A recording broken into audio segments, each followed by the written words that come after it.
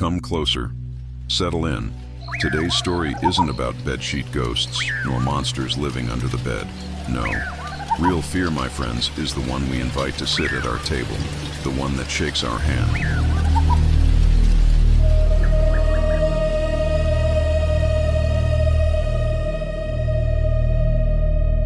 This story happened many years ago aboard the Queen Victoria. Such a luxurious ship. But arrogance. Arrogance is an invitation to disaster. It all begins with a man named Arthur, a second-rate detective with empty pockets and a soul full of ashes.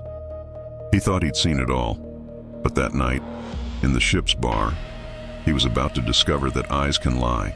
The bar smelled of expensive cigars and French perfume. Arthur was there, feeling like a fish out of water, holding a glass of cheap booze. That's when he approached. Mr. Ottavio. A gentleman, no doubt. Impeccable suit, hair white as sea foam. But his hands were trembling like leaves. He sat next to Arthur and didn't ask for a drink. He asked for help. "They are here," said old Ottavio, his voice choking. "Someone boarded this ship to kill me, Arthur. I can smell death in the hallway." Arthur, skeptical as always, laughed. He thought it was a rich man's delusion. But then Ottavio pointed to the upper deck. Up there, standing in the shadows, was a man, a giant, wearing a black trench coat, far too heavy for that warm night. And on his face, a scar cutting across his chin like a lightning bolt. He didn't blink. He just stared, fixated, at Ottavio. That very night, Arthur took the job. Easy money, he thought. He stood guard at the door of cabin 404. The silence in the corridor was deafening. Suddenly, the lights flickered.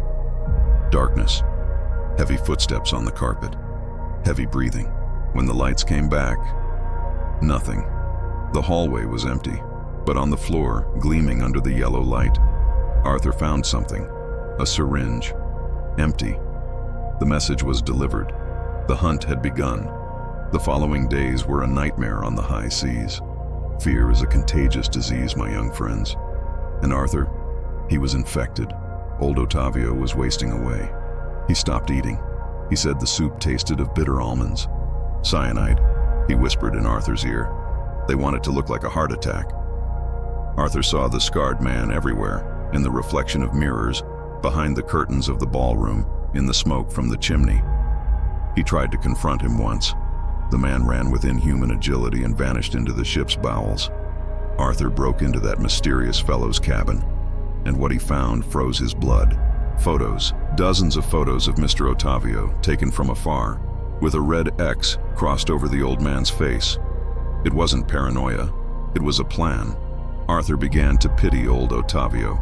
He saw in him a grandfather, a father, someone fragile being hunted by a predator. He swore, hand on his gun, that no one would touch a hair on that man's head. But promises made to the sea are carried away by the wind. On the night of the captain's ball, the worst happened. Mid-waltz, a scream. The lights went out again. When they returned, Ottavio's chair was empty. Only his silver cane lay on the floor, broken in half. Arthur didn't think. He acted. He knew where the killer would take the body, to the loudest place on the ship, where no one would hear a gunshot, the engine room. He descended the metal stairs. The heat was unbearable. The noise of the gears sounded like the beating of a giant sick heart. And there he was, the scarred man, cornered between steam pipes. Arthur drew his gun, aimed at the man's head. His hands were sweating. "Where is he?" Arthur shouted. "Where did you hide the old man's body?" The scarred man raised his hands, but there was no fear in his eyes. There was impatience. "You don't understand," the man shouted, trying to be heard over the noise of the machines. "You are making a terrible mistake. I am trying to save him." "Liar!" roared Arthur. "I saw the syringe. I saw the marked photos. Surveillance photos," the man retorted. "So I wouldn't lose sight of him. He is dangerous to himself." Before Arthur could pull the trigger, a steam pipe burst between them. The scarred man took advantage of the confusion and fled, but in his haste, he dropped a black leather folder at Arthur's feet. Silence returned. Arthur was left alone with that folder.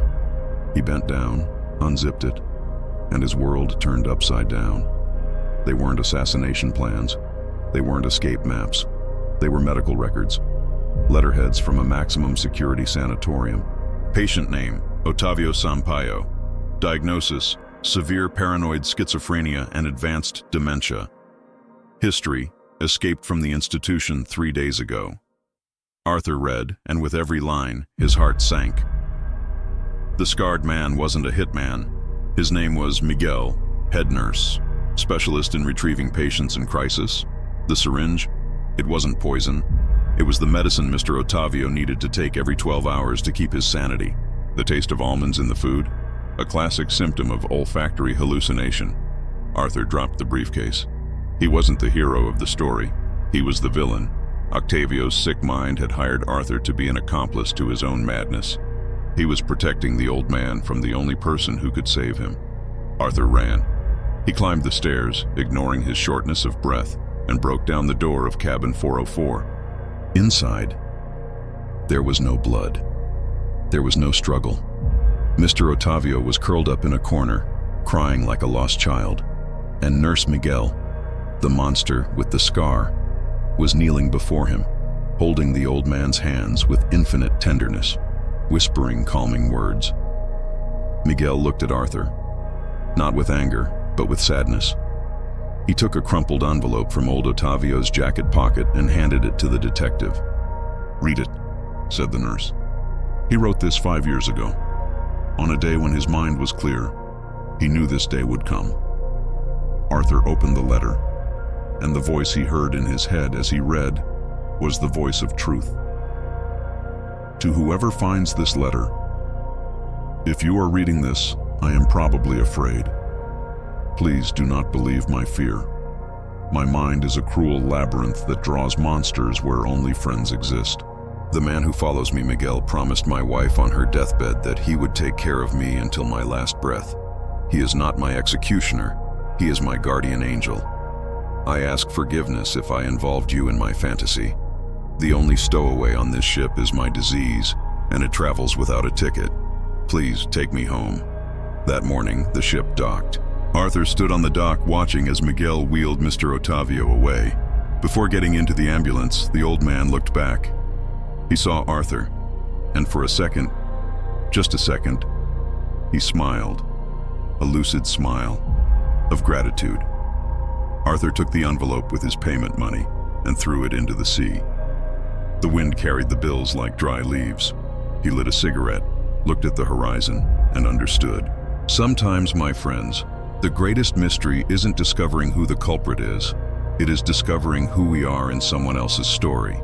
Until next time, if your courage allows you to return.